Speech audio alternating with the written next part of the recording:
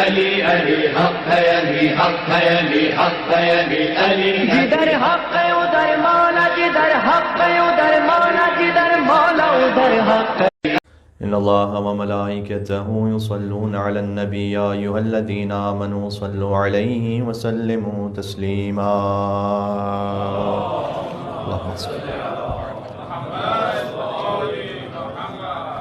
أعوذ بالله من الشيطان الرجيم. بسم الله الرحمن الرحيم. الحمد لله الذي أول بلا أول كان قبله والآخر بالآخر يكون بعده، الذي قصرت عن رؤيته أبصار الناظرين وعجزت عن نعته أوهام الواصفين، والصلاة والسلام على أشرف الأنبياء والمرسلين حبيب إله العالمين العبد المرتضى والنبي المجتبى والرسول المصطفى سيدنا ونبينا ومولانا بالقاسم محمد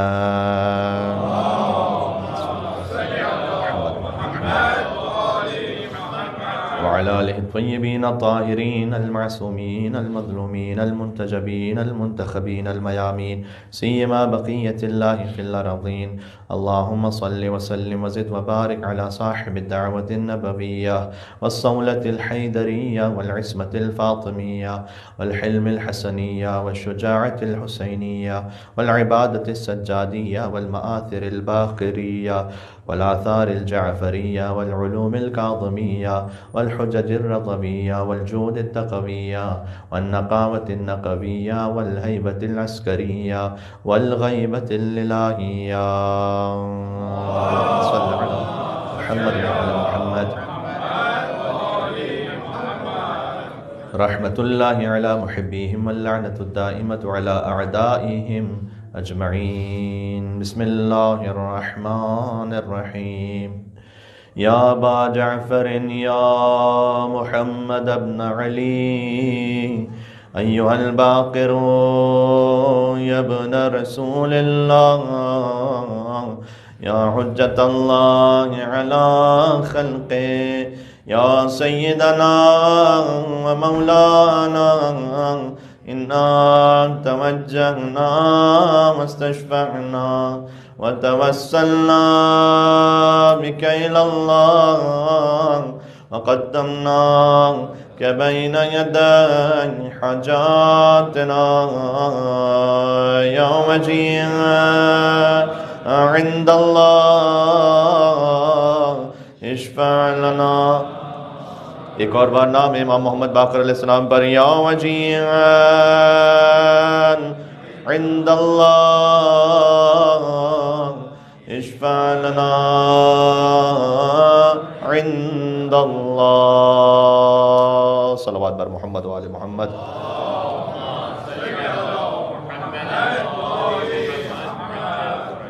اما بعد فقد قال اللہ الحکیم فی کتابہ المجید. بسم اللہ الرحمن الرحیم.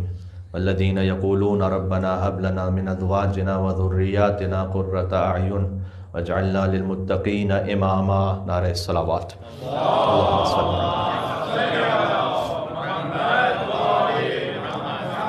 آغا حسنین کریمین حضور مکرم کے دو نواسے امام حسن اور امام حسین علیہ السلام. حسنین کریمین کے نواسے اور پوتے کی مجلس عزا ہے. وہ امام ہیں کہ جنہیں باقر حضور مکرم نے لقب عطا فرمایا.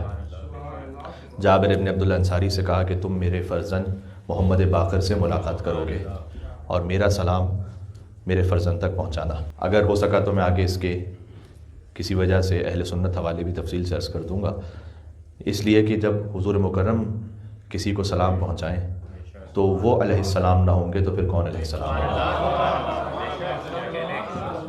آپ بھی سنت مصطفیٰ صلی اللہ علیہ وآلہ وسلم پر عمل کرتے ہوئے یہ کہہ دیں میرے ساتھ: السلام علیک یا ابا جعفر یا محمد ابن علی الباقر علیہ الصلاۃ والسلام.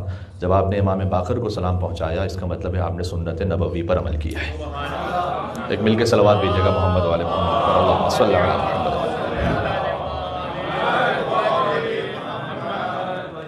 آئے اولو الامر کی ذیل میں حضور مکرم نے یہ سلام پہنچانے کی بات کہی تھی کہ جب اطیعوا اللہ و اطیعوا الرسول و اولی الامر منکم کی آیت نازل ہوئی تو اس وقت جابر بن عبداللہ انصاری نے پوچھا تھا کہ اللہ جانتے ہیں سب کہ اللہ کی اطاعت کی جائے، رسول اللہ کی اطاعت کی جائے، آپ ہیں، اولو الامر کون ہے؟ تو فرمایا کہ علی ہیں، حسن اور امام حسین وہیں گود میں تھے رسول اللہ کے، پھر حسین ہیں، اور پھر فرمایا کہ حسین ہی کی اولاد میں محمد باقر ہے، ان تک میرا سلام پہنچانا۔ قرآن کریم کی وہ آیت جو میں نے آپ کے سامنے سرنامہ کلام میں پڑھی ہے، ایک اہم موضوع کی جانب اس میں اشارہ ہے، اور میں ترجمہ کرتے ہوئے بس میں متصل ہو جاؤں گا امام محمد باقر علیہ السلام کے موضوع سے، کہ سورہ فرقان میں اللہ عز و جل نے یہ فرمایا ہے کہ والذین یقولون ربنا ھب لنا من ازواجنا وذریاتنا قرۃ اعین، کہ مومنین دعا کرتے ہیں کہ پروردگار تو قرار دے ہماری ازواج میں اور ذریتوں میں، کیا قرار دے؟ قرۃ اعین، ہماری آنکھوں کی ٹھنڈک قرار دے۔ یہ دعا مانگنے کے لیے کہا گیا قرآن میں، وجعلنا للمتقین اماما، اور ہمیں متقین کا امام بنا دے۔ اس خاطر ہے کہ یہ جو آخری فقرہ ہے نا، وجعلنا للمتقین اماما، ہمیں متقین کا امام بنا دے، تو سعید ابن جبیر ایک بڑے مفسر ہیں، اہل سنت مفسرین میں بھی جب انہیں کوٹ کرتے ہیں تو ایک بڑا احترام ہے سعید ابن جبیر، امام زین العابدین کے زمانے کے۔ وہ یہ کہتے ہیں کہ ہذہ الآیہ خاصۃ لامیر المؤمنین علی بن ابی طالب علیہ السلام، یہ آیت مخصوص ہے علی بن ابی طالب علیہ السلام کے لیے۔ اور تشریح کرتے ہوئے انہوں نے روایت کو بھی بیان کیا کہ روایت اس طرح سے ہے کہ والذین یقولون ربنا ھب لنا من ازواجنا، تو یہ علی بن ابی طالب علیہ السلام ہیں کہ جو اللہ سبحانہ و تعالیٰ سے دعا کر رہے ہیں کہ پروردگار میری زوجہ میں یعنی فاطمہ الزہرا سلام اللہ علیہا، وذریاتنا یعنی حسن اور حسین قرۃ اعین، میری آنکھوں کی ٹھنڈک قرار دینا، وجعلنا للمتقین اماما، اور مجھے متقین کا امام قرار دے۔ اس خاطر ہیں کہ علی امام المتقین ہے۔ تو یہ آیت اپنے تمام تر کمال کے ساتھ مولا علی علیہ السلام کے لیے ہے، اور پھر تنزل میں ہمیں بھی یہ کہا گیا کہ تم دعا مانگو کہ تمہاری آنکھوں کی ٹھنڈک تمہارے خانوادے میں رہے، ازواج اور ذریات میں پروردگار تمہاری آنکھوں کی ٹھنڈک قرار دینا۔ ایک اور روایت ہے حضور مکرم ہی سے کہ حضور نے فرمایا کہ یہاں چونکہ آیت اصل میں تو حضور پہ نازل ہوئی ہے نا، تو ازواج سے مراد بی بی خدیجہ الکبریٰ سلام اللہ علیہا ہے، اور ذریت میری فاطمہ الزہرا ہیں، آنکھوں کی ٹھنڈک حسن اور حسین ہے، وجعلنا للمتقین اماما علی بن ابی طالب علیہ السلام ہے۔ یہ روایت ہے۔ اللہم صل علی،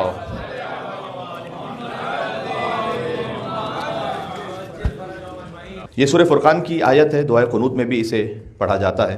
امیر المومنین اکثر یہ دعا کیا کرتے تھے، خود مولا علی علیہ السلام سے روایت ہے نا، جو میں نے پہلی روایت آپ کو سنائی کہ ازواج سے مراد یہاں چونکہ ازواج پرول اس لیے ہے کہ یہاں حضور مکرم کے لیے بھی روایت ہے، مولا علی علیہ السلام کے لیے بھی روایت ہے، تو فاطمہ الزہرا سلام اللہ علیہا ہیں، ذریت میں امام حسن امام حسین علیہ السلام ہے۔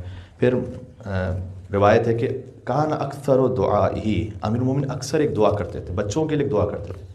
بہت سارے پیرنٹس ہیں کہ جو کہتے ہیں کہ ہمارے صاحب کوئی دعا بتائیں بچوں کے لیے، تو اکثر دعائی، اکثر یوزول امیر المومنین ایک دعا کرتے تھے، وہ دعا یہ تھی کہ ربنا ھب لنا من ازواجنا، یہی والی دعا کہ پروردگار آنکھوں کی ٹھنڈک قرار دے زوجہ اور ذریت میں۔ اور پھر بہت اہم ہے کہ یہ فرماتے تھے کہ واللہ ما سألت ربی، خدا کی قسم میں نے اپنے رب سے نہیں مانگے نظیر الوجہ، بہت خوبصورت چہروں والے بچے میں نے نہیں مانگے۔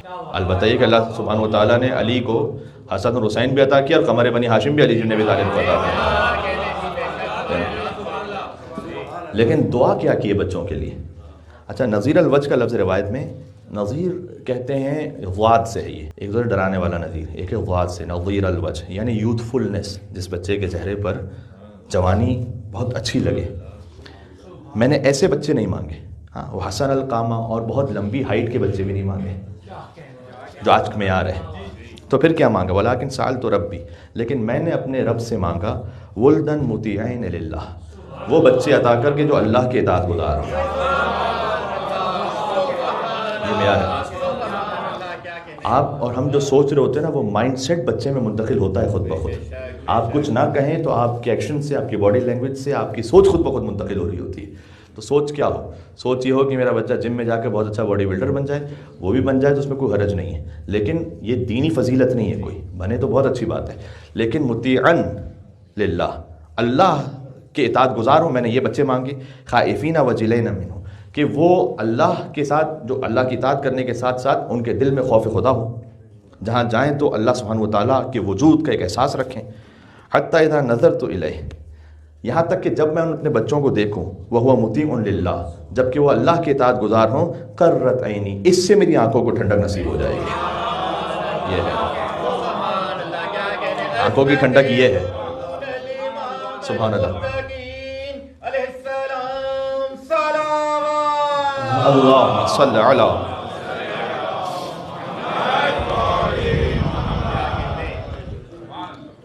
لہٰذا حضور مکرم نے جبرائیل سے یہ کہا تھا، جو روایت میں نے آپ کو سنائی تھی، وہ جبرائیل سے حضور مکرم نے کہا تھا، جو آیت نازل ہوئی تھی کہ یہاں ازواج سے مراد خدیجہ ہیں، ذریات سے مراد فاطمہ زہرا ہیں، آنکھوں کی ٹھنڈک سے مراد حسن اور حسین ہیں، اور متقین کے امام سے مراد علی بن ابی طالب علیہ السلام ہیں. تو مولا علی علیہ السلام نے کون سے بچے مانگے؟ وہ بچے مانگے کہ جب وہ اللہ کی راہ میں اطاعت کرنے والے ہوں تب آنکھوں کو ٹھنڈک نصیب ہو. ہیں ایسے پیرنٹس بھی دنیا میں کہ جنہوں نے اپنی زندگی پہلے تو کیئرلیسنس کے ساتھ گزاری، لیکن آج وہ بعض علماء کے پاس آ کر کہتے ہیں کہ مولانا میں $1 ملین خرچ کرنے کو تیار ہوں فقط اس بات پر کہ میرا بچہ مجلس میں آ کے بیٹھے.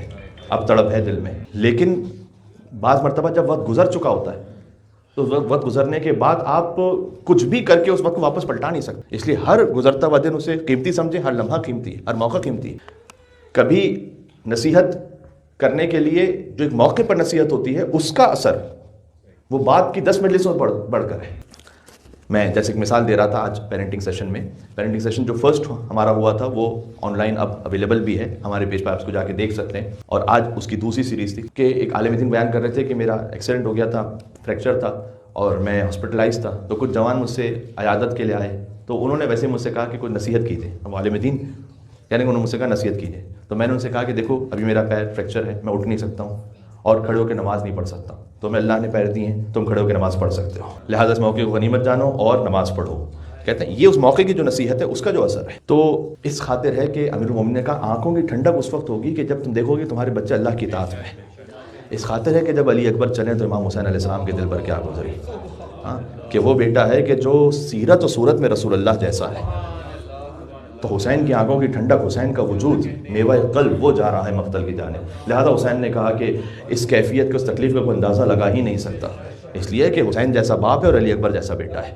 تو یہ مولا علیہ السلام نے فرمایا کہ آنکھوں کو ٹھنڈک اس وقت نصیب ہوگی کہ جب بیٹے اللہ کی راہ میں ہوں گے. ابھی جو آنکھوں کی ٹھنڈک کی بات ہے تو ایک دنیا میں آنکھوں کی ٹھنڈک ہے، ازواج و ذریات کو آنکھوں کی ٹھنڈک قرار دے اور متقین کا امام بنا دے.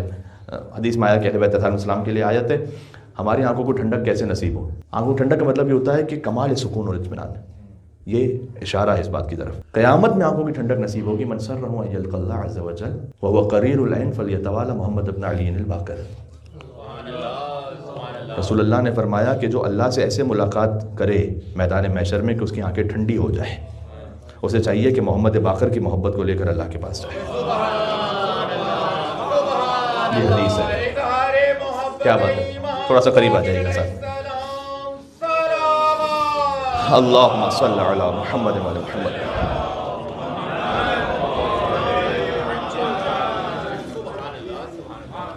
تو آپ کا اس مجلس میں بیٹھنا انشاءاللہ آپ کو قیامت میں آنکھوں کی ٹھنڈک نصیب کرے گا، اس لیے کہ مولا محمد باقر کی محبت میں آپ اس فرش عطا پر موجود ہیں.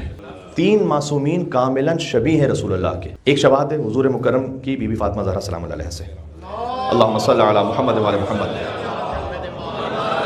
روایت میں ہے کہ مشیت و رسول اللہ، جب وہ چلتی تھی تو ایسا لگتا تھا جیسے رسول اللہ چل کر آ رہے ہیں، لیکن بہرحال ہیں تو مستور، تو ان کا چلنا تو ہے رسول اللہ جیسا، لیکن مکمل جسامت میں کوئی رسول اللہ جیسا ہو وہ 3 امام ہیں. اولنا محمد، اوسطنا محمد، آخرنا محمد، کلنا محمد، سبھی ہیں. یہ حدیث اشارہ کر رہی ہے حقیقت محمدیہ کی طرف کہ جو حضور مکرم کی حقیقت ہے وہی امام محمد باقر علیہ السلام کی حقیقت ہے.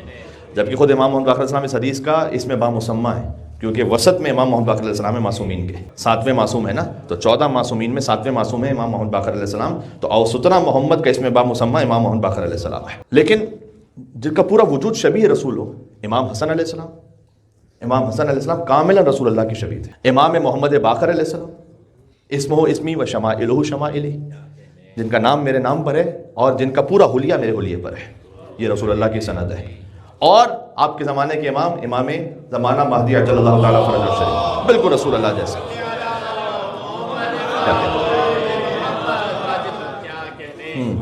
یہ 3 ائمہ وہ ہیں جو بالکل رسول اللہ جیسے، اور امام محمد باقر علیہ السلام شبیہ ہیں ان کی.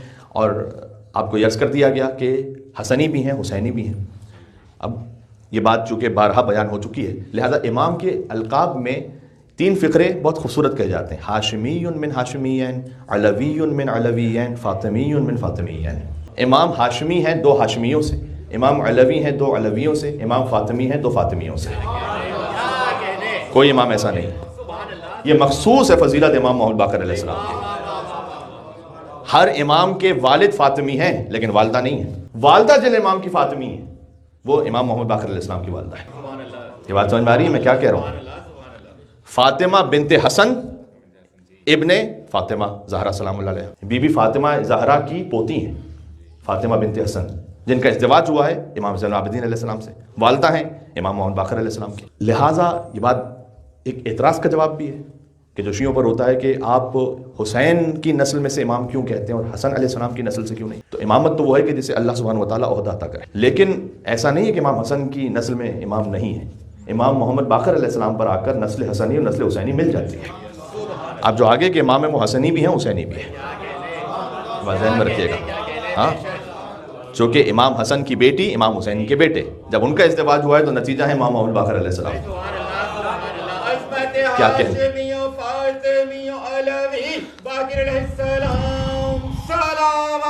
اللہم صلی علی محمد و علی محمد۔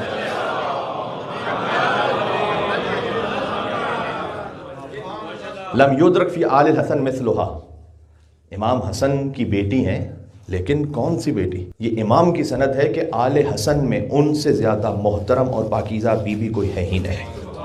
اب مجھے جملہ کہنے دیں، آل حسن میں جو سب سے بڑی معظمہ ہے اور آل حسین کے جو سب سے بڑے معظم ہیں، جب ان کا ازدواج ہو تو ثمرہ ہے امام محمد باقر علیہ السلام۔ یہ ہے باقر و علو۔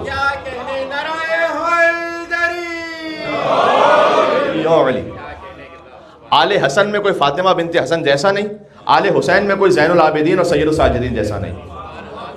جب ان کا ازدواج ہے تو امام محمد باقر علیہ السلام باقر علوم النبیین ہے، ایک نبی کے علم کو آگے پہنچانے والے نہیں۔ صحیح ہے۔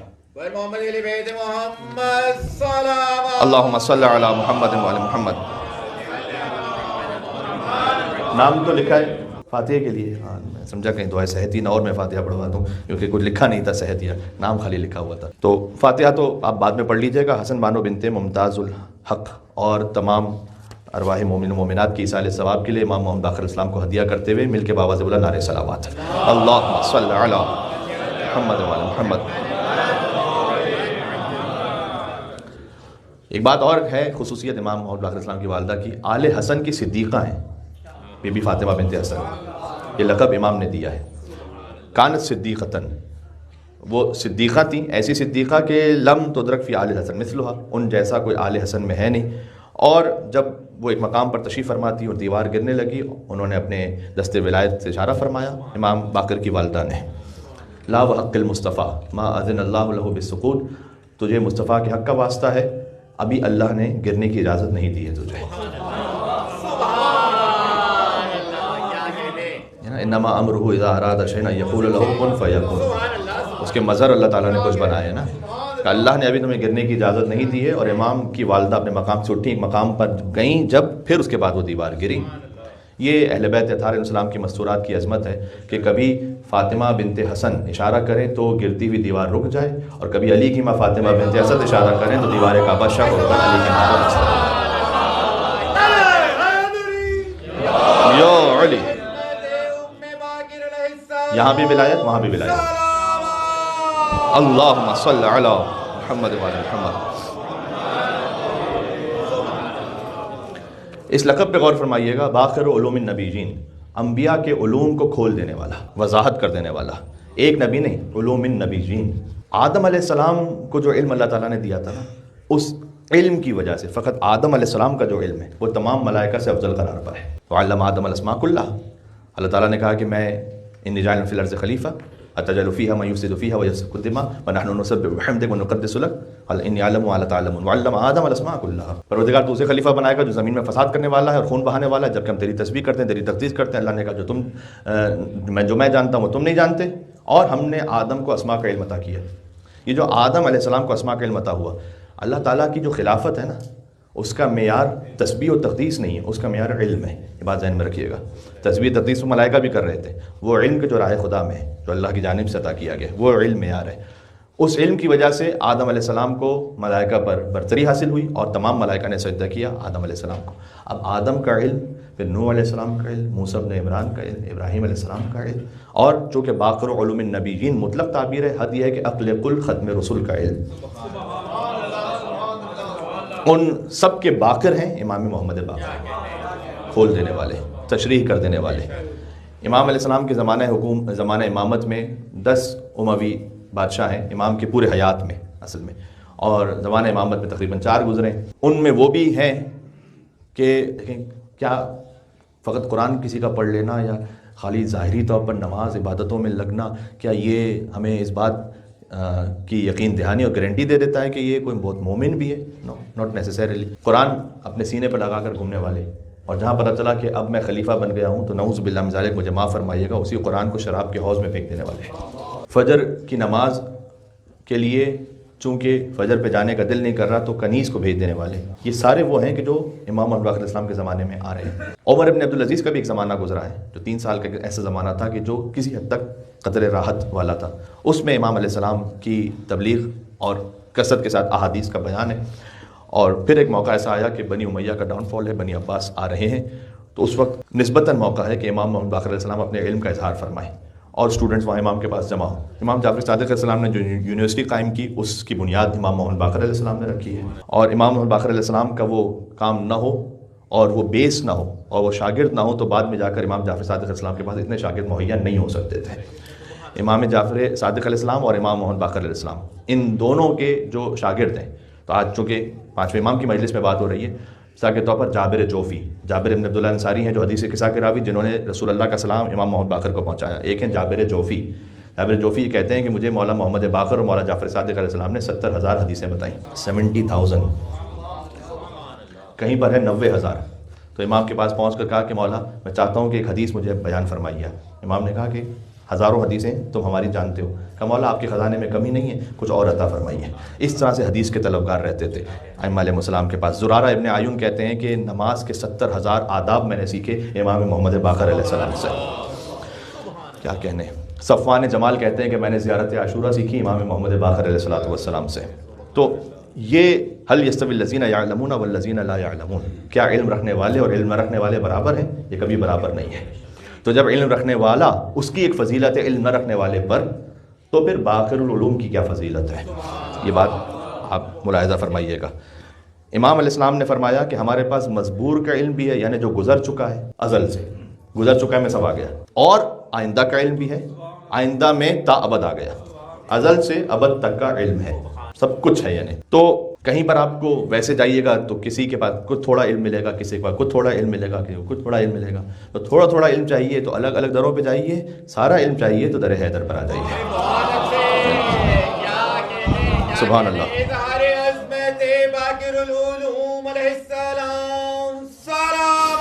اللہم صل علی محمد وعلی محمد۔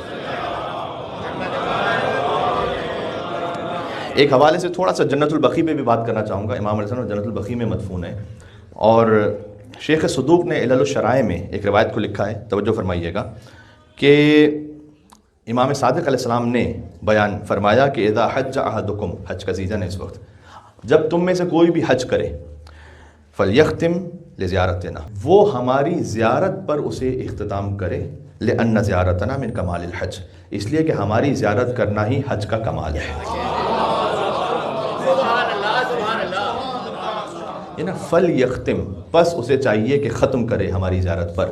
یہ جو فا ہے اور لام ہے یہاں پر، یہ اتنا ڈیسائسو اور اتنا اس کا ویٹ ہے، میں کیسے آپ تک اس بات کو پہنچاؤں۔ جو حج کرے فل یختم، تو بس اسے یہ چاہیے۔ فا، قرآن میں حرف فا کا استعمال، اس پر پوری کتابیں لکھی گئی ہیں، 56 پیجز کی کتاب فقط اس بات پر کہ فا کیا ہے۔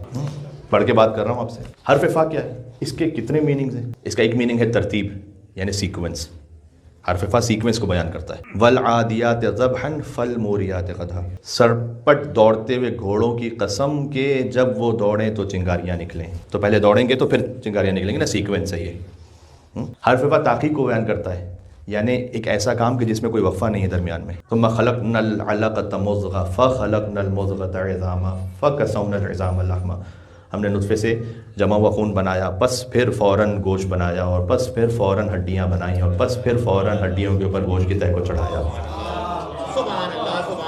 فا نتیجے کے لیے بھی آتا ہے، اسی سے آگے فَتَبَارَكَ اللَّهُ أَحْسَنُ الْخَالِقِينَ، تو اس کا نتیجہ یہ ہے کہ کیا ہی بہترین ہے وہ خلق کرنے والا پروردگار۔ فا دنیا ہے اس میں، ویسے تو قرآن کے ہر حرف میں دنیا ہے، ابھی تو میں نے ایک فا کے حرف کی بات کی ہے خالی۔ اس طرح میں ہم سے اور کیا عرض کروں، فا آتا ہے ایکسپلینیشن کے لیے، کبھی تفریع کے لیے، تفریح نہیں، تفریح یعنی ایک کام ہے اس کی اور کیا برانچز ہیں، برانچنگ کے لیے حرف فا استعمال ہوتا ہے۔ اب امام نے فرمایا اذا حج احدکم، جب تم میں سے کوئی حج کرے، فلیختم، لام یہاں لام امر ہے، فا نتیجے کے لیے ہے، بلکہ فا اصل میں اس تاکید کے لیے ہے، اور حج کے اگر میں کہوں کہ وہ نتیجے کے لیے تو وہ بات بھی درست ہے کہ حج کا کمال ہے ہی نہیں اس وقت تک جب تک کہ تم ہم اہل بیت یعنی جو بقی میں مدفون ہیں ان کی زیارت نہ کرنے آؤ، فلیختم، اس وقت تک گویا ختم نہیں ہوا ابھی حج کا معاملہ، فقہی طور پر ختم ہو گیا ہے لیکن کمال حج ابھی حاصل نہیں ہوا۔ ہماری زیارت کا نتیجہ ہے کمال حج، حرف فا۔ اب معمولاً اس زیارت سے کم توجہ رہتی ہے، اور چونکہ امام باقر علیہ السلام مدفون ہیں جنت البقیع میں، اس لیے میں نے اس موقع کو مناسب سمجھا کہ آپ سے یہ عرض کروں کہ جن پر حج واجب ہے، اب خیر حج ہی ایسا ہو گیا کہ پتہ نہیں کتنوں پر واجب رہا اور کتنوں پہ نہیں رہا، لیکن جن کے پاس گنجائش ہے وہ ضرور تشریف لے جائیں، اور آپ فرض کیجئے کہ پاکستان سے جا سکتے ہیں اور یہ آپ کے پاس امکان میں کہ استطاعت ہے کہ جائیں اور پھر واپس آئیں تو وہ بھی استطاعت رہتی ہے، اور اگر نہ جا سکیں تو پھر عمرہ کی سعادت۔ بہرحال جو جنت البقیع کی زیارت ہے، امام صادق السلام نے فرمایا کہ ہم چار جو جنت البقیع میں مدفون ہیں، میں چار ائمہ کی بات کر رہا ہوں اس وقت، سیدہ کون سلام اللہ علیہ کی قبر معلوم نہیں ہے کہ جنت البقیع میں ہے یا نہیں ہے، تو ہم چار ائمہ کی زیارت وہ حج کا کمپلیشن ہے۔ کیا بات ہے، کون سے چار ائمہ ہیں؟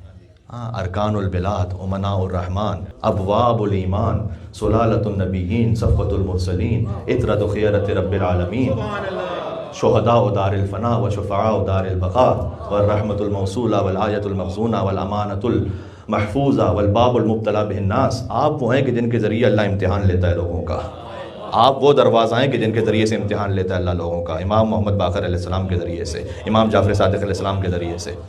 ایک روایت ہے بہت ہی لطیف ہے، اور اس روایت کو شیخ ثقۃ الاسلام کلینی نے الکافی میں لکھا ہے، شیخ المحدثین شیخ صدوق نے من لا یحضر الفقیہ میں لکھا ہے، شیخ الطائفہ شیخ طوسی نے تہذیب میں لکھا ہے، ابن قولوی نے المزار میں لکھا ہے۔ یہ چار ہمارے ارکان ہیں وہ کہ جن سے حدیث ہم تک پہنچی ہے، ان سب نے اس روایت کو لکھا ہے، اور روایت یہ ہے کہ رسول اللہ نے امام حسن علیہ السلام سے کہا، امام حسین علیہ السلام کی زیارت ماشاءاللہ بچہ بچہ جانتا ہے ممبر کی برکت سے، امام حسن علیہ السلام سے جو جنت البقیع میں مدفون ہے، فرمایا حضور مکرم نے کہ جو اے حسن تمہاری زیارت پر آئے، کان حقا علیہ، کیا ترجمہ کروں میں، کان حقا علیہ، اس کا حق ہو جاتا ہے مجھ پر، یعنی وہ طلبگار بن جاتا ہے مجھ سے، ترجمہ یہ کان حقا علیہ، وہ طلبگار ہوتا ہے مجھ سے، اور میں آؤں گا قیامت میں اس کی زیارت کو چونکہ وہ مجھ سے طلبگار ہے۔ یعنی جو امام حسن، امام زین العابدین، امام محمد باقر اور امام جعفر صادق علیہ السلام کا زائر ہے، وہ مزور رسول اللہ ہے۔ مزور وہ ہوتا ہے جس کی زیارت کی جاتی ہے، رسول اللہ اس کی زیارت کریں گے میدان محشر میں۔ اگر آپ زائر امام محمد باقر علیہ السلام ہیں تو کیا کہنے، یہ ہے یریدون لیطفئوا نور اللہ بافواہہم، یہ چاہتے ہیں کہ اپنی پھونکوں سے اللہ کے نور کو بجھا دیں، واللہ متم نورہ، اللہ اپنا نور تمام کر کے رہے گا، ولو کرہ الکافرون، کافروں کے لیے کتنا ہی ناگوار ہے، اللہ تعالیٰ اپنا نور تمام کر کے رہے گا۔ تو وہاں سبط اکبر امام حسن مجتبیٰ علیہ السلام ہیں، صاحب زبور آل محمد ہیں، یعنی امام زین العابدین علیہ السلام، قیامت میں جنہیں زین العابدین سے صدا دی جائے گی۔ محمد باقر علیہ السلام ہیں کہ جو تمام انبیاء کے علوم کو شکافتہ کرنے والے ہیں، اور جعفر صادق علیہ السلام ہیں جنہیں رسول اللہ نے اپنی حدیث میں صادق کہا۔ کیا کہنا، یہ فضیلت اور زیارت کے اعتبار سے تھوڑا سا شوق دلانا تھا۔ امام الباقر علیہ السلام اس موضوع پہ بہت کم بات ہوتی ہے، تو میں نے کہا کہ مولا کی مجلس کے حوالے سے اس پر بھی بات ہو جائے۔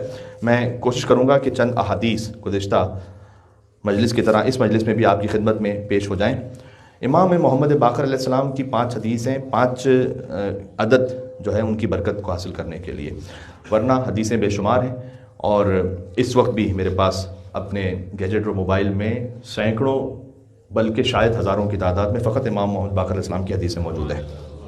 یہ بہت غور کیجیے گا، ینگسٹرز ایک سوال پوچھتے ہیں، مولانا آپ کہتے ہیں کہ پیرنٹس کی بڑی عزت کریں، رسپیکٹ کریں، لیکن ہمارا باپ ایسا ہے، ہماری ماں ایسی ہے، وہ شاؤٹ کرتے ہیں، وہ چیختے ہیں، وہ نان نفقہ نہیں دیتے، کماتے نہیں ہیں، وغیرہ وغیرہ۔ ان کے لیے نصیحت اپنے مقام پر ہے جو میں بار بار پڑھتا رہا ہوں یہاں پر، لیکن امام علیہ السلام نے ایک بات فرمایا 3 واجبات ایسے ہیں کہ جس میں مذہب کی کوئی قید نہیں ہے، مذہب جس میں دخالت نہیں رکھتا۔ پہلا اداء الامانہ، کافر نے بھی امانت رکھوائی ہے، واپس کرو، اداء الامانہ۔ فرمایا کہ الی البر والفاجر، چاہے نیک ہو یا فاسق و فاجر ہو، امانت رکھوائیے، واپس کرو۔ کتنے لوگ ہیں جو قرضہ لے کے واپس نہیں کرتے؟ قرض حسنہ، یہ نام بن گیا قرض حسنہ، وہ قرض کہ جس میں قرض لینے والا بعد میں ہنستا رہے اور قرض دینے والا روتا رہے۔ قرض حسنہ یہ ہے کہ انٹرسٹ کے بغیر ہے، اس نے ایک نیکی کی، آپ کے واپس کیجیے۔ کتنے لوگ یہاں آتے ہیں کہتے ہیں کہ قرض لے کر آئیں، ٹھیک ہے، اپنے حالات کی وجہ سے، لیکن آپ پہ شرعی فرض ہے کہ آپ کو واپس کرنا ہے۔ تو اداء الامانہ، امانت کی ادائیگی۔ وفا بالعہد، فرمایا اگر تم نے کسی سے عہد کیا ہے، چاہے نیک سے کیا ہے، فاسق سے کیا ہے، مشرک سے کیا ہے، مومن سے کیا ہے، اس عہد کو پورا کرو اگر وعدہ کر چکے ہو تو۔ اس میں مذہب کی کوئی قید نہیں ہے۔ اور پھر فرمایا بر الوالدین، والدین کے ساتھ نیکی، چاہے نیک ہو یا فاسق و فاجر ہو، اس سے نیکی پر فرق نہیں پڑتا۔ یہ 5ویں امام نے ہمیں سمجھایا ہے۔ دوسری روایت سناتا ہوں، کسی نے امام علیہ السلام سے کہا کہ ہمارے علاقے میں شیعہ بہت ہے۔ کئی دفعہ ایسا ہوتا ہے ویسٹرن ورلڈ میں، آپ جاتے ہیں کسی شہر میں پہنچے ہیں، پوچھتے ہیں کہ بھئی کتنے شیعہ ہیں یہاں پر؟ آپ سے بہت سے لوگ پوچھتے ہوں گے میلبرن میں کتنے شیعہ رہتے ہیں؟ ماشاءاللہ الحمدللہ بہت سے ہیں۔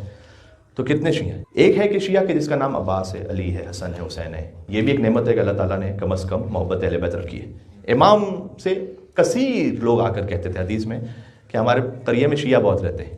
امام نے یہ کہا کہ وہ جو شیعہ رہتے ہیں اغنیاء فقراء کی مدد کرتے ہیں؟ نے کہا کہ نہیں، اتنا تو ایسا تو نہیں ہے۔ امام نے کہا کہ کیا ایک دوسرے کو معاف کر دیتے ہیں جب خطا ہوتی ہے؟ کہتا مولا نہیں، ایسا بھی نہیں ہے۔ کہا بس شیعہ نہیں ہے، شیعہ نہیں ہے، نام رکھ لینے تھوڑی کو بن جائے گا۔ میں نے اس کیا یہ بھی ایک سعادت ہے اور یہ بھی ایک مقام ہے کہ کم از کم محبت اہل بیت علیہ السلام ہمیں اپنے والدین سے ملی۔ یہاں جب مجلس میں بیٹھتے ہیں اس کی کم اہمیت نہیں ہے، ابھی آخر میں سناؤں گا ان 5 حدیثوں کے علاوہ ایک اور حدیث میں بتاؤں گا آپ کو۔ لیکن اصل شیعہ کون ہے؟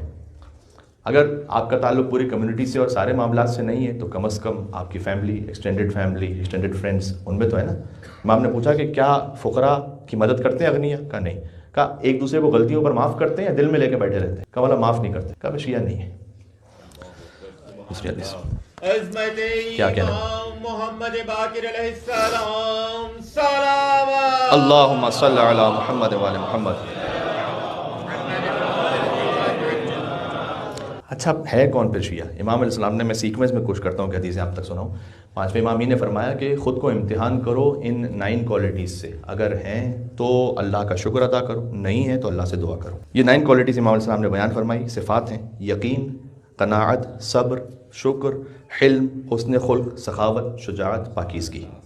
یہ 9 ہیں، اللہ کا شکر ادا کرو، نہیں ہے اللہ سے دعا کرو۔ پھر سے کہتا ہوں تاکہ آپ تک اچھی طرح سے بات پہنچے۔ یقین وہ دولت ہے کہ جو سب سے کم تقسیم ہوئی ہے، حدیث میں آیا ہے، حتیٰ ایمان سے بھی کم جو نعمت تقسیم ہوئی ہے وہ یقین ہے۔ یقین کی سمپل میں ایگزامپل دوں، مولانا صاحب کیا مطلب؟ ہم سب یقین رکھتے ہیں اللہ ہے، ابھی میں ایگزامپل دیتا ہوں آپ کو، پھر دیکھیے گا یقین ایسا ہے یا نہیں۔ ایک شخص نے، میٹافور ہے شاید یہ، ایک شخص نے اپنے کندھے پر اپنے ہی بیٹے کو بٹھایا، ایک جگہ سے دوسری جگہ تک روپ بندھی ہوئی ہے، ایک بلڈنگ سے دوسری بلڈنگ، روپ پر اس نے چلنا شروع کیا، چلتے چلتے چلتے دوسرے اینڈ پہ پہنچ گیا تو سب نے کلیپنگ کی، سیلفیز لیں۔ اس نے کہا کہ کیا آپ سب یہ یقین رکھتے ہیں، اپنے بیٹے کو بٹھا کے آئے، تو کیا آپ سب یہ یقین رکھتے ہیں کہ میں یہاں سے دوبارہ واپس جا سکتا ہوں؟ کہا ہاں بالکل، ہم نے دیکھ لیا، ہمیں 100% یقین ہے۔ کہ پھر آپ میں سے کون ہے جو میرے کندھے پہ بیٹھ سکتا ہے؟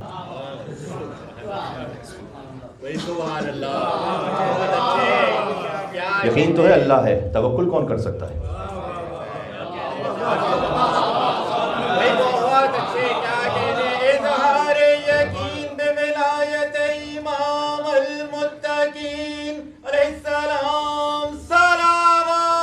اللہم صلی علی محمد۔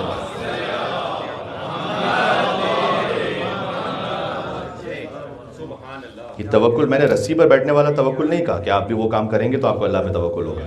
میں نے یہ کہا ہے کہ ایک تنازع ہو گیا ہسبینڈ وائف میں، 2 مومنوں میں، سامنے والا آپ کو کہتا ہے جھوٹ پہ جھوٹ بول رہا ہے، تو کتنا دل کرتا ہے اندر سے یار 4 میں بھی کہہ دوں، وہ مجھے اتنا ایکسپوز کر رہا ہے، خام خواہی میں نے کچھ کیا، جھوٹ بول رہا ہے۔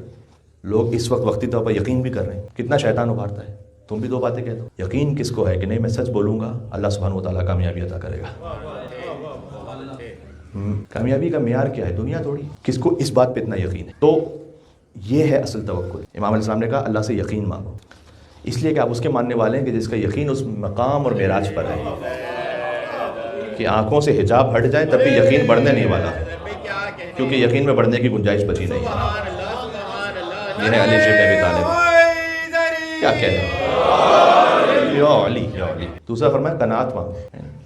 یہ قناعت بہت بڑی نعمت ہے، اور اگر اس پر کہیں نہ کہیں ہم نے اپنے بچوں کے لیے بند نہ باندھا تو خواہشات نفسانی کے اسیر ہوتے جائیں گے، بڑھتی جائے گی خواہش. آپ ہر چیز میں کبھی کبھار مائیں یہ غلطی کرتی ہیں، کبھی باپ بھی غلطی کر لیتے ہیں کہ اگر فرض کیجئے کہ کوئی چیز آپ بچے کو نہیں بھی دلا سکتے، فائنینشلی آپ کی اتنی اس وقت استطاعت نہیں ہے، ہرگز یہ نہیں کہیں. مائیں عام طور پر کہہ دیتی ہیں کہ وہ بیٹا تمہارے بابا کے پاس پیسے نہیں ہیں ابھی. غلط ہے، یہ ہیومیلیشن ہے، ڈیگریڈیشن ہے. کیوں کہتی ہیں؟ یا باپ خود ہی یہ کہے بیٹا ابھی تو پیسے نہیں، آپ کو تو پتہ نہیں. ایسا نہ آپ اسے اس بات پر لے کے جائیں کہ بیٹا آپ سوچیں آپ کو ضرورت بھی ہے اس بات، یا آپ کے دماغ میں کسی نے ہو سکتا ہے کوئی شیطانی وسوسہ ہے ضرورت کریٹ کر دی.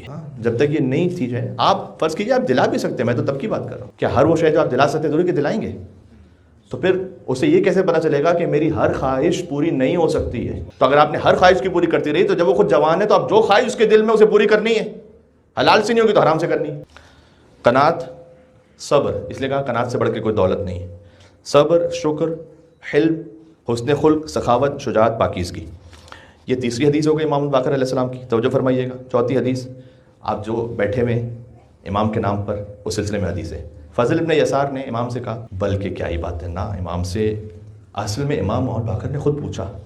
اس سے حدیث کا ویٹ اور بڑھ جاتا ہے علم الحدیث میں کہ امام خود سے کلام آغاز کریں. امام نے پوچھا کہ اے فضل ابن یسار، یہ جو تم ہمارے شیعہ اور چاہنے والے محبین ایک ساتھ بیٹھتے ہو کبھی؟ ماشاءاللہ بہت بڑی تعداد میں آپ تشریف فرمائیں بیٹھے ہوئے یہاں پر. کہ ایک ساتھ بیٹھتے ہو؟ فضل نے کہا کہ جی ہم بیٹھتے ہیں ایک ساتھ. امام نے کہا کتنی اچھی ہیں ایسی مجالس، کتنا ہی اچھا ایسا بیٹھنا. مجالس یہاں پر ہمارے مجالس کے میننگ میں نہیں ہے، مجالس یعنی بیٹھنا. کتنا ہی اچھا ایسا بیٹھنا. یہ جگہ فرمایا انی احب تلک المجالس، میں ان بیٹھکوں سے محبت کرتا ہوں جہاں حلال ہو حرام نہ ہو.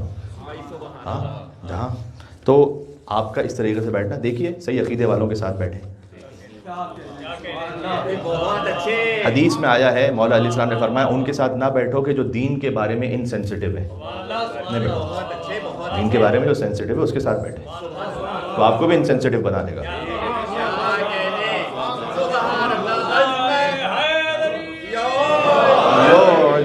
امام محمد باقر علیہ السلام کا فرمان ہے، امام کی نصیحت ہے. ایسے لوگوں سے دوستی نہیں کی تھی جن کو مثلا نجاست طہارت کے بارے میں انسینسٹیو ہے. آپ نے خود یہ کوشش کرنی ہے بالکل جن کے چھوٹے بچے ہیں. اب جب وہ اسکول جانا شروع کرتے ہیں آہستہ آہستہ اسکول میں دیکھتے ہیں دوسروں کو کسی اور طریقے سے رفع حاجت کرتے ہوئے، ان کی عادت ہو جاتی. تو یہ انسینسٹیوٹی ہے اس بارے میں کہ نجاست طہارت کا کوئی پتہ نہیں، احساس نہیں. کوئی فشار قبر کے اسباب میں سے ایک سبب بیان کیا گیا ہے کہ نجاست طہارت کا خیال نہ رکھنے والا. ذہن میں رکھیے گا. تو اس سلسلے میں یہ آپ کی ذمہ داری کے بچوں کو سکھائیں. سبحان اللہ. فرمایا پانچویں حدیث خدا کے نزدیک محبوب ترین اعمال، سب سے اچھا عمل کون سا ہے؟ یہ بہت سوال ہے. اس میں آپ کو احادیث الگ الگ ملیں گی الگ الگ کیفیتوں نوعیتوں پر، لیکن امام نے ایک فارمولہ دیا ہے. آپ کا ایک چھوٹا عمل، امام نے خود چھوٹا کہا حدیث میں ایک وجہ سے، ایک قلیل عمل بھی اللہ کو سب سے زیادہ پسند آتا. ایک شرط ہے، اخلاص تو ہے ہی، وہ تو آپ جانتے ہیں. امام نے کہا اللہ کو سب سے محبوب عمل کون سا ہے؟ جو تم مسلسل کیے جاؤ، چاہے وہ ان قلت، چاہے کمی کیوں نہ ہو، بریک نہیں دیں اس میں. اذان اقامت آپ اگر نہیں دیتے نماز سے پہلے، جب فرادہ نماز پڑھتے ہیں تو دیا کریں. اگر آپ کی جاب اور آفس کی وجہ سے آپ کے پاس اتنا ٹائم نہیں ہوتا تو بات الگ ہے، لیکن معمول آپ رکھیں کہ آپ اذان اقامت دیں. امام علیہ السلام نے فرمایا ہے کہ جو اذان و اقامت دے تو اگر فقط اقامت دے تو اللہ سبحانہ و تعالیٰ ملائکہ کی ایک سب اس کے پیچھے کھڑی کرتا ہے. جماعت میں ہوتی ہے نا اقامت، تب آپ جماعت تو پڑھ نہیں رہے تو آپ کس کو پڑھائیں گے پھر نماز؟ ملائکہ کو. اور کہا اذان اور اقامت دے تو ملائکہ کی 2 صفیں، چھوٹی صفیں نہیں، صفوں کا بھی تو مطلب ہوتا ہے نا. تو ہمارے یہاں پر اگر صف ہے ایک میکسیمم مثلا 20 لوگ آئیں گے ایک صف میں یا 15 لوگ آئیں گے. امام رضا اسلام کے ایک حرم میں صف ہے تو وہاں 800 لوگ ایک صف میں کھڑے ہوں تو ملائکہ کی صف، مولا بتائیے مطلب 15 ملائکہ 20 25 100 1000 فرمایا مشرق سے مغرب تک.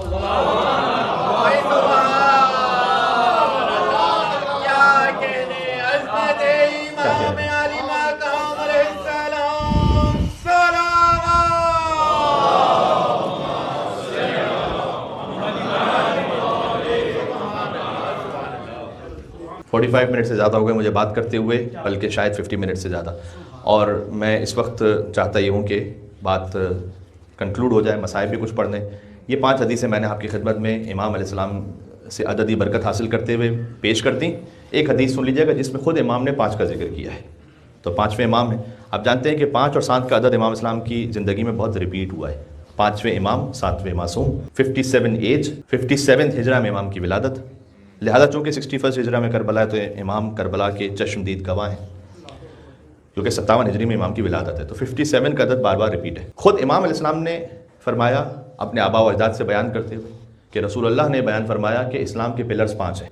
نماز خیمہ دین کا ستون ہے، آپ جانتے ہیں، لیکن پورے دین کے 5 پلرز ہیں ایکچولی: الصلاۃ والصوم والحج والزکوٰۃ والولایہ.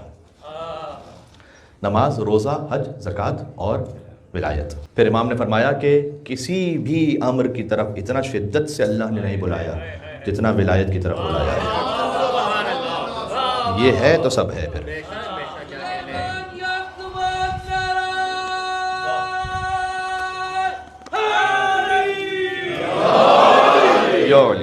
اس لیے کہ آپ جانتے ہیں کہ ہر فرض میں ریلیکسیشن ہے سوائے ولایت کے.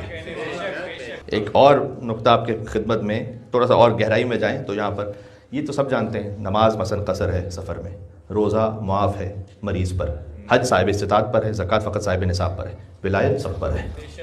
ہاں، کوئی مسافر ہے تو اس کی ولایت قصر نہیں ہو جاتی، کوئی روزہ ہے تو کوئی مریض ہے تو اس کی ولایت معاف نہیں ہو جاتی جیسے روزہ معاف ہو جاتا ہے. ولایت کے لیے یہ نہیں کہ صاحب استطاعت ہوگے تب ولایت ہے، اہل بیت کی ولایت سب پر ہے. یہ بھی نہیں ہے کہ صاحب نصاب بنو گے تب جا کر ولایت واجب ہوگی. یہ نصاب تو ہے کہ بچہ پیدا ہوا. اب آپ سرچ کرو، ایک دن کیا ایک لمحے کا بھی جو بچہ ہے نا اس کی ولادت ہو گئی ہے. اصل میں ولایت اس پر بھی ہے. سوال اس وقت ہے کہ جب بالغ ہو جائے. ولایت اس پر بھی فرض ہے ابھی. مولانا یہ کیا بات ہے؟ جابر بن عبداللہ انصاری کہتے تھے کہ میں نے حضور مکرم سے سنا ہے کہ اگر تم دیکھنا چاہتے ہو کہ یہ بچہ تمہارے اپنے وجود سے ہے یا نہیں ہے تو اس کے سامنے علی کا ذکر کرو، دیکھو مسکراتا ہے یہ چھوٹے بچے.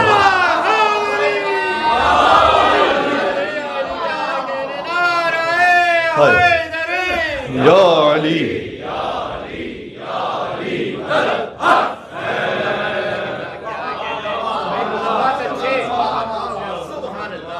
فرض اس پر بھی ہے چھوٹے بچے پر. ہاں، پوچھ گچھ اس سے وہ بلوغت کے بعد ہے، یہ خاص وہ واجب ہے. واضح ہے؟ یعنی اللہ تعالیٰ نے کوئی مخلوق ایسی نہیں خلقی کہ جسے ولایت سے باہر رکھا اللہ نے. ان امام کی مجلس میں تشریف فرمائے جو خود بھی کربلا میں تھے، جن کے بابا کربلا میں تھے، جن کے دادا کربلا میں تھے، اور یہ کم مومنین جانتے ہیں جن کی والدہ بھی کربلا میں تھی. ابھی میں نے بی بی فاطمہ بنت حسن کا ذکر کیا نا، وہ کربلا میں تھی. امام زین العابدین علیہ السلام اپنی زوجہ کے ساتھ کربلا سے کوفہ اور کوفہ سے شام کے بازاروں اور درباروں میں گئے. فقط بہنوں کے ساتھ نہیں، زوجہ کے ساتھ. فقط سکینہ کے ساتھ نہیں گئے امام، فقط پھپھیوں کے ساتھ نہیں گئے امام، شہزادی زینب اور شہزادی ام کلثوم سلام اللہ علیہما کے ساتھ امام زین العابدین کی زوجہ بھی ہیں، حضرت فاطمہ بنت حسن، امام محمد باقر کی والدہ. ہمیشہ ہم نے مصائب میں سنا ہے کہ 4 سال کی بچی کو اتنے تماچے مارے گئے کہ چہرے کا رنگ بدل گئے. تو میں سوچتا ہوں کہ جب 4 سال کی بچی کو تماچے مارے گئے تو 3 سال کے محمد باقر کو بھی تو تماچے مارے گئے. مولا محمد باقر علیہ السلام کو کتنے تماچے مارے گئے خدا جانتا ہے. امام محمد باقر علیہ السلام کے مصائب میں ایک سخت ترین مصیبت ہے، چاہے علم امامت کی تو بات ہی جدا ہے، میں تو ایک عام حالت میں بات کر رہا ہوں، چاہے فقط ایک 3 سال کا بچہ ہو، آپ اس کے سامنے باپ کو تھپڑ مار دیں، اس 3 سال کے بچے کی کیا کیفیت ہوگی آپ دیکھیے گا. اس سے بڑا ظلم ہو نہیں سکتا، اس سے بڑے سخت مصائب ہو نہیں سکتے کہ وہ ایک چھوٹا بچہ دیکھے کہ اس کے باپ کو مارا جا رہا ہے. 3 سال کے مولا محمد باقر علیہ السلام ہیں اور باپ کے ہاتھوں میں ہتھ کڑیاں ہیں. کمر میں لنگر ہے، پیروں میں بیڑیاں ہیں، گلے میں توق ہے۔ سید سجاد کی پشت پر کربلا کی تاریخ لکھی گئی ہے اور اس کے چشمدید گواہ ہیں امام محمد باقر علیہ السلام۔ امام محمد باقر کی ایک وصیت ہے جس وصیت پر آپ عمل کر رہے ہیں اس وقت۔ جب امام کی شہادت قریب تھی نا تو امام نے فرمایا تھا کہ میرے مال میں سے ایک حصہ متعین کرنا کہ مینا کے میدان میں میرا ماتم ہوتا رہے۔ آپ مجلس امام محمد باقر علیہ السلام میں موجود ہیں، یہ امام باقر کی تمنا تھی کہ مینا کے میدان میں میرا ماتم ہوتا رہے۔ کیوں؟ 7 ذی الحجہ جب آتی ہے نا امام کی شہادت کی تاریخ، سارے حاجی مدینہ سے جا چکے ہوتے ہیں، جو حج کرنے والے ہیں وہ مکہ پہنچ چکے ہوتے ہیں، تو 7 ذی الحجہ کو کوئی حاجی زائر مدینہ میں ہوتا نہیں ہے، جنت البقیع ویران ہے۔ امام کی اس وقت مخصوص شیعہ کوئی ہوں تو وہ زیارت پر پہنچے وہاں پر، ورنہ حاجی ہوتے ہیں وہ مدینہ چھوڑ چکے ہوتے ہیں۔ تو امام کی یہ تمنا تھی کہ جہاں کہیں اجتماع ہو لوگوں کا مینا کے میدان میں وہاں میرا ذکر ہو۔ تو آپ کا یہ اتنا بڑا اجتماع یہاں اس وقت امام محمد باقر علیہ السلام کے قلب کی تسکین کا سبب ہے، اور ان کی جدہ بی بی فاطمہ الزہرا سلام اللہ علیہا کی تسکین کا سبب ہے۔ پرسہ لینے کے لیے مدینہ سے زہرا آئی ہیں، شام سے بی بی زینب آئی ہیں، اور وہ 4 سال کی بچی بھی آئی ہے جو مولا محمد باقر کے ساتھ ساتھ تھی۔ ہائے ہائے ہائے ہائے۔ امام محمد باقر ہی نے تعلیم دی کہ دیکھو میرے جد حسین کے روضے پر جاؤ تو کہو السلام علیک یا ابا عبداللہ وعلی الارواح التي حلت بفنائک، ایسے زیارت عاشورہ پڑھو، ایسے کہو کہ اللہم لعن اول ظالم ظلم حق محمد وآل محمد وآخر تابع له علی ذلک، اللہم لعن الإصابة التي جاہدت الحسین وشایعت وبایعت وتابعت علی قتل، اللہم لعنهم جميعا۔ امام محمد باقر علیہ السلام نے زیارت عاشورہ تعلیم فرمائی۔ یہ وہی امام ہیں کہ جنہوں نے یہ بھی ارشاد فرمایا ہے کہ اگر تمہارے آنسو بہیں میرے جد حسین پر ہوتے ہوئے، ہر امام ہی مظلوم ہے لیکن سب نے کہا حسین پر رو، حسین پر رو، اور چونکہ امام محمد باقر کی تو نگاہوں میں وہ سارا منظر ہے کہ وہ شمر جالس علی صدر، شمر امام حسین کے سینے پر بیٹھا اور اس نے داڑھی پکڑ کر امام حسین علیہ السلام کو شہید کرنا چاہیا۔ امام محمد باقر خود کربلا میں ہیں، فرمایا اگر تم میرے جد حسین پر ایسے رو کہ آنسو بہتے ہوئے رخسار تک آ جائیں تو اللہ جنت میں رسول اللہ کے ساتھ تمہیں خاص مقام عطا فرمائے گا۔ لہٰذا اگر آپ رو سکیں، آنکھیں نم ہو جائیں تو کوشش کریں کہ اتنا بھی رو لیں دوران مصائب کی آنسو بہتے ہوئے رخسار تک آ جائیں، اور اگر نہ آ سکیں تو خود آپ اپنے آنسوؤں کو لے آئیں اپنے ہاتھوں سے رخسار تک، کہ مولا محمد باقر میرے رخساروں پر آپ کے جد حسین کے نام سے آنسو ہیں۔ ہائے ہائے ہائے، اللہ اکبر اللہ اکبر۔ امام محمد باقر علیہ السلام، شام ابن عبد الملک نے امام علیہ السلام کو زہر دیا ہے، مولا کی شہادت ہوئی ہے، زین میں زہر دیا گیا امام کو۔ آپ جانتے ہیں میں نے عرض کیا تھا کہ مختلف ائمہ کے زہر کی کیفیتیں بھی مختلف ہیں۔ حسن مجتبیٰ کے کلیجے کٹ کٹ کٹ ٹکڑے لگن میں آ رہے تھے، امام محمد تقی الجواد کو ایسا زہر دیا گیا تھا کہ شدید پیاسے تھے، امام بار بار العطش العطش کہتے تھے۔ زین سے جب امام محمد باقر علیہ السلام کو زہر دیا گیا تو امام کا پورا جسم زرد پڑنے لگا تھا۔ میں چند فقرے امام محمد باقر علیہ السلام ہی نے جو مصائب ارشاد فرمائے ان سے بھی پڑھوں گا۔ امام محمد باقر علیہ السلام لیکن جب شہادت کی منزل آ گئی تو روایت میں ہے کہ گھر میں احترام کے ساتھ امام محمد باقر کو امام صادق علیہ السلام نے غسل دیا ہے، احترام کے ساتھ کفن دیا، جنازہ ہوا امام کا۔ حسین کے جیسا دن تو کسی کا دن ہے نہیں، کسی امام کا جنازہ 3 دن تک بے گور و کفن کربلا کی زمین پر حسین کی طرح نہیں رکھا۔ اللہ اکبر۔ امام محمد باقر علیہ السلام کا جنازہ چلا اور احترام کے ساتھ بقیع میں باپ کے پہلو میں دفن کیا گیا۔ یاد ہے امام حسن علیہ السلام کے مصائب میں نے پڑھے تھے، جب وہ نانا کے پہلو میں آنا چاہتے تھے تو کسی نے دفن ہونے کی اجازت نہیں دی تھی، تیر مارے گئے۔ حسن مجتبیٰ کا جنازہ خون سے تر ہو گیا، وہ کفن خون سے تر ہو گیا۔ اللہ اکبر۔ لیکن امام محمد باقر علیہ السلام کا جنازہ جب جنت البقیع چلا تو ادب احترام کے ساتھ امام زین العابدین کے پہلو میں دفن کیا گیا۔ ایک فقرہ مجھے یہاں کہنے دیں، امام حسن، امام زین العابدین، امام محمد باقر، امام جعفر صادق علیہ السلام، جو قبریں آپ اس وقت سوچتے ہیں نا، ایسا نہیں کہ شروع سے ایسی ہی قبریں تھیں، ان قبروں کے بعد اس پہ مزار بھی تھے، اس میں گنبد بھی تھے، اس میں ایک زری بھی موجود تھی جو بعد میں منہدم کی گئی۔ 4 ائمہ ہیں جن کی قبریں پامال ہوئی ہیں، امام حسن، امام زین العابدین، امام محمد باقر، امام جعفر صادق، ان کی قبریں پامال ہو گئیں، لاشا فقط ایک کا پامال ہو گئی۔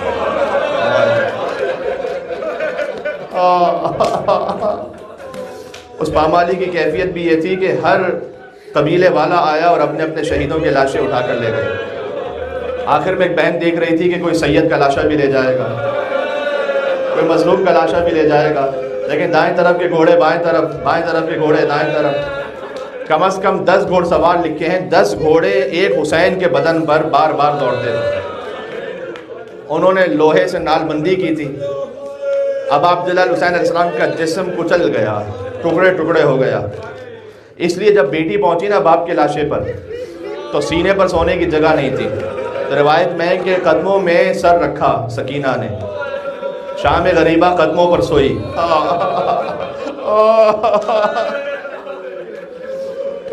ایک روایت اور بڑی دل خراش ہے، شاید میں ممبر سے پہلی مرتبہ اس فقرے کو پڑھ رہا ہوں، خود امام محمد باقر علیہ السلام ہی کا فرمان ہے کہ میرے جد حسین کا لاشا، ابھی امام حسین علیہ السلام وقت آخر انتہائی شدید زخمی حالت میں، اور سر تا پا جب کوئی جگہ نہیں بچی کہ مزید زخم لگایا جا سکے، یا حسین کہہ کے رونا یہاں پر اپنے دل کو اگر کربلا پہنچا سکو، عرفہ کا موقع بھی ہے، دعا کرنا ہے کہ عرفہ کوئی کربلا میں نصیب ہو سکے۔ امام باقر فرماتے ہیں کہ جب زخم کا کوئی موقع نہیں بچا جس میں امام حسین علیہ السلام پر، تو نیزہ جہاں مارا گیا تھا اسی کے اوپر اور نیزہ مارا جاتا، تلوار جہاں ماری گئی تھی اسی کے اوپر اور تلوار ماری جاتی۔ اور اب عبداللہ حسین علیہ السلام کی کیفیت یہ ہو گئی تھی کہ ہر قبیلہ دوسرے سے کہتا تھا اب جلدی مارو حسین کو، اب جلدی مارو حسین کو، یہاں تک کہ حسین کا سر قلم کرنے کے لیے شمر پست ذات آگے بڑھا۔ اب سن لیجئے گا، مجھے معاف فرمائیے گا، میں کہتے ہوئے جرأت نہیں ہو پاتی، امام حسین زمین پر ہوں اور شمر امام حسین کے سینے پر دونوں اطراف میں پیر رکھ کر بیٹھ جائے۔ اب عبداللہ حسین علیہ السلام نے دیکھا، اس ملعون کو دیکھا، فرمایا کہ میں نے تیرے چہرے میں اپنے قاتل کی نشانی دیکھی ہے، میرے جد رسول اللہ نے مجھے بتلایا تھا کہ میرا قاتل کون ہے، میں نے تجھ میں وہ نشانی دیکھی ہے۔ اور اس نے کہا حسین تم نے میرے چہرے پہ وہ نشانی دیکھی ہے، اب میں تمہیں پلٹ دوں گا۔ امام حسین علیہ السلام کو پلٹ دیا اس نے۔ اگر سخت ترین کیفیت میں بھی کسی کو ذبح کیا جائے تو گلے سے ذبح کیا جاتا ہے، حسین پشت گردن سے ذبح ہونا شروع۔ کربلا میں صدا گونجی الا قد قتل الحسین بکربلا، الا قد ذبح الحسین بکربلا، جس کے دل میں جتنا دم ہے یا حسین کہتے ہوئے روتا جائے۔ امام حسین کا سر نو کے نیزہ پر بلند ہو چکا تھا، دور سے سید سجاد نے کہا صلی اللہ علیہ یا ابا عبداللہ، صلی اللہ علیہ یا ابن رسول اللہ، اے بابا ابا عبداللہ الحسین آپ پر سلام ہو، اے رسول اللہ کے نواسے آپ پر سلام ہو، یا حسین یا حسین یا حسین یا حسین،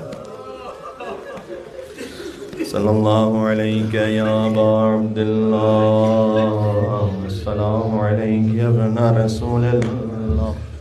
اور سلام پڑھ دیں جو خود امام باقر علیہ السلام نے تعلیم فرمایا ہے، السلام علی حسین وعلی علی ابن الحسین وعلی اولاد الحسین وعلی اصحاب الحسین۔